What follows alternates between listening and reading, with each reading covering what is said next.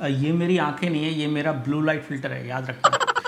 Hello दोस्तों, मैं हूं अभिषेक और GTU डेली टेक के इस नए वीडियो में मैं आपका स्वागत करता हूं। आज के इस वीडियो में मेरे पास है एक अपडेट आप लोगों के लिए कि मेरे पास आ चुका है Realme 7 Pro। Realme 7 Pro मैंने ले आया हूं और ये इसमें सलमान भाई भी हैं इसके डब्बे पे।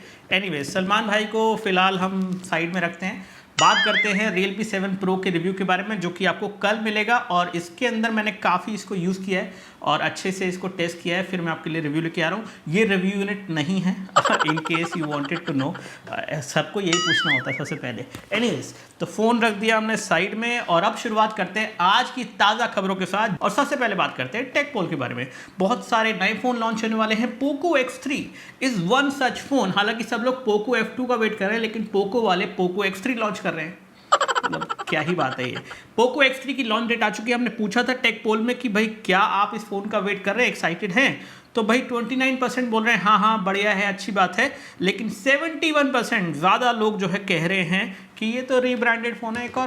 भाई रीब्रांडेड अब क्या ही कह सकते हैं, मतलब it is an upgrade, it is an upgrade, it is a global phone. I don't think कि इसको रीब्रांडेड कहना सही होगा, पर ठीक है, अपनी अपनी बात है। अब बात करते हैं आज की ताज़ा टेक की खबरों के साथ और पहली खबर आ रही है, बहुत ही मायूस खबर है ये एप्पल की तरफ से। iPhone 12 का जो है Antutu बेंचमार्क पे स्कोर आ गया है उनकी वेबसाइट पे और वहाँ पे स्क्रीनशॉट में दिख रहा है कि सिर्फ 5 लाख मतलब 5.25 लाख का स्कोर है Antutu बेंचमार्क पे iPhone 12 के प्रोसेसर का, जो कि बायोनिक का A14 वाला नया वाला चिप है, 5 नैनोमीटर वाला। तो ऐसे में लोग कह रहे हैं कि ये तो बहुत स्कोर कम है, लेकिन होता क्या है, Antutu बेंचमार्क जिस तरह से डिज़ाइन है वो आईफोन का स्कोर हमेशा से ही कम देता आया है और उसमें जो क्राइटेरियाज होते हैं उसमें रैम वगैरह बहुत मैटर करती है। तो ऐसे में आईफोन के अंदर हमेशा कम रैम होती है, तो ये एक रीज़न हो सकता है आईफोन के नए प्रोसेसर का बेंचमार्क स्कोर कम होने का। हालांकि जब डिवाइस आएगा तो हमें पता चल ही जाएगा, लेकिन अगेन आईफोन बेंचमार्क से नहीं चलता। आईफोन जो है ना मस्त चलता है, उनका यूआई और सॉफ्टवेयर दोनों आपस में बिल्कुल अच्छे से शादी करके एक बढ़िया रिलेशनशिप बना के रहते हैं। उनमें लड़ाई झगड़े नहीं होते, हैंग के ड्रामे नहीं होते, खास तौर से नए आईफोन में, पुराने में तो हो जाते हैं हैंग। एनीवेज, चलिए बात करते हैं अगली खबर की और ये है Xiaomi की तरफ से। जी हाँ, Xiaomi ने अनाउंस कर दिया है कि हम एक वॉच लॉन्च करने वाले हैं जो कि Mi Watch Revolve होने वाली है और Mi Band 5 भी होने वाला है। अब Mi Band 5 के बारे में तो मैंने डाला था ट्विटर पे, तो सब लोग जो है वही कह रहे हैं कि यार महंगा है, ये है वो है, 2500 के आसपास आएगा, तो लेना है तो ले लेना Mi Band 5। लेकिन आजकल लोगों का रुझान थोड़ा वॉचेस की तरफ जा रहा है, इस वजह से ना सिर्फ Xiaomi, OnePlus की भी नई वॉच आने वाली है, उसके बारे में आगे बताऊंगा। तो Mi Watch Revolve जो है एक तरह से इंडिया में लॉन्च होने वाली है, 10,000 के आसपास होगी प्राइस सेगमेंट में। हालांकि मेरी फेवरेट वॉच है Amazfit GTS जो कि मैं यूज़ करता हूँ, बहुत ही अमेजिंग वॉच है, मज़ेदार है बिल्कुल। उसको देख के सब लोग यही कहते हैं कि एप्पल वॉच है, तो मेरी बात मानो तो वो ले लो।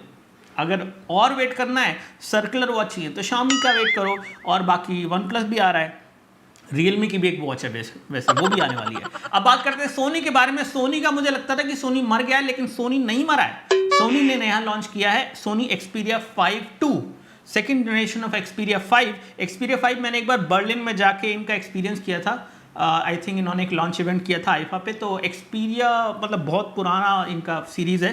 तो इसमें स्नैपड्रैगन 865 है, 120 हर्ट्ज का FHD डिस्प्ले है, 4K रेजोल्यूशन का वीडियो बना सकते हैं 120 FPS पे। तो फ़ोन तो बहुत अच्छा है, लेकिन लेगा कौन भाई? ये बताओ कौन लेगा?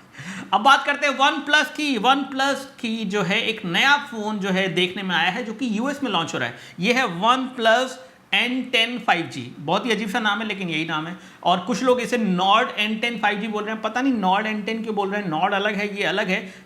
खैर फिर जो भी इसका नाम हो, इस फोन के अंदर स्नैपड्रैगन 690 मिलता है आपको, जो कि 730 के आसपास आ जाता है। सेम नहीं है, आसपास आ जाता है, जीपीयू में थोड़ा कम रह जाता है मेरे ख्याल से। 6.4 इंच का FHD डिस्प्ले है, 90 हर्ट्ज का इसमें डिस्प्ले मिलता है, 64+8+2+2 और 8 GB रैम और साथ में 128 GB स्टोरेज। अब सोचो इस फोन की प्राइस क्या होगी यूएस में इस फोन की प्राइस है 30,000 रुपए। आहा, और हमें यहाँ पे SD 765 वाला फोन मिल जाता है तकरीबन 25,000 रुपए में। तो ऐसे में ये फोन अगर इंडिया आता है तो सस्ता आएगा। सस्ते का मतलब है कि यूएस से सस्ता, यूएस में महंगा, हमारे यहाँ सस्ता। कितनी अच्छी बात है ये तो बहुत ही मनगुना सुकून होता है। जब ऐसा देखने को मिलता है। तो चाइनीज़ कंपनी के फ़ोन जो है यहाँ पे सस्ते लॉन्च होते हैं, क्योंकि हमारे लोग ज़्यादा पैसा खर्च करते नहीं, तो बेचारी कंपनीज़ को ही झुकना पड़ता है। तो ऐसे में ये फ़ोन यहाँ पे 20,000 में आ सकता है। 5G का सबसे सस्ता फ़ोन हो सकता है ये। हालांकि Realme सबसे पहले लाएगा 5G का फ़ोन, वो भी सबसे सस्ता। चाहे वो सेल बाद में करे, 4 महीने पहले लॉन्च कर देंगे, उसका प्रोटोटाइप मंगा के उसका जो है रिव्यू करवा देंगे, जिन्होंने Realme X50 Pro के लिए किया था ना। फिर बाद में वो फ़ोन 4 महीने बाद बिका था, पहले बोल दिया कि भाई रिव्यू करा के देखो जी, हमने पहले लॉन्च कर दिया। अब बात करते हैं यहाँ पे Realme की एक और खबर के बारे में, Realme 7i। जी हाँ, Realme 7i इंडोनेशिया में लॉन्च हो गया है। 15,000 रुपये अप्रॉक्सीमेट प्राइस है। ये इंडिया पे आएगा, बहुत जल्द आएगा। जब बाकी बिकने बंद हो जाएंगे तो इंडिया आ जाएगा। 64 मेगापिक्सल का इसमें कैमरा है, 90 हर्ट्ज का डिस्प्ले है, स्नैपड्रैगन 662 है इसमें, 5000 mAh की बैटरी है इसमें, 18 वॉट की चार्जिंग है इसमें, 16 मेगापिक्सल का सेल्फी कैमरा भी है इसमें। तो ये सारी चीजें मिला के फोन तो ठीक लग रहा है और ज़्यादा कुछ फर्क नहीं लग रहा है। Realme 7 तो ऑलरेडी यहाँ पे, लेकिन जब Realme 7 बिकना बंद होगा तब आएगा Realme 7i इसी तरह से स्नैपड्रैगन के प्रोसेसर के साथ, क्योंकि मीडियाटेक का प्रोसेसर कई बार जो है ना लोगों को पसंद नहीं आता है, Gcam नहीं डलता है ना। एनीवेज, अब बात करते हैं एक और बड़ी खबर के बारे में जो आ रही है यहाँ पे Xiaomi की तरफ से। Xiaomi को हुआ है बहुत बड़ा नुकसान और 80 लाख रुपए के जो फोन है वो चुराए गए हैं उनके कंटेनर से, जो कि उनके ट्रक में थे, जो सोन जा रहे थे। तो ऐसे में Xiaomi को बड़ा सेटबैक हुआ है। ये पैसे आपके और हमारे जेब में से ही निकाले जाएंगे, तो इसलिए सतर्क रहना और क्रिटिसाइज करते रहना Xiaomi के फोन को। लेकिन दुख की बात है यार, ये तो गलत बात है एक्चुअली में, मजाक अलग है, ये गलत बात है। मतलब फ़ोन चोरी कर लिए यार, इतने सारे इतने महंगे फ़ोन, हम फ़ोन गिव अवे करते हैं, ये फ़ोन चोरी कर लिए।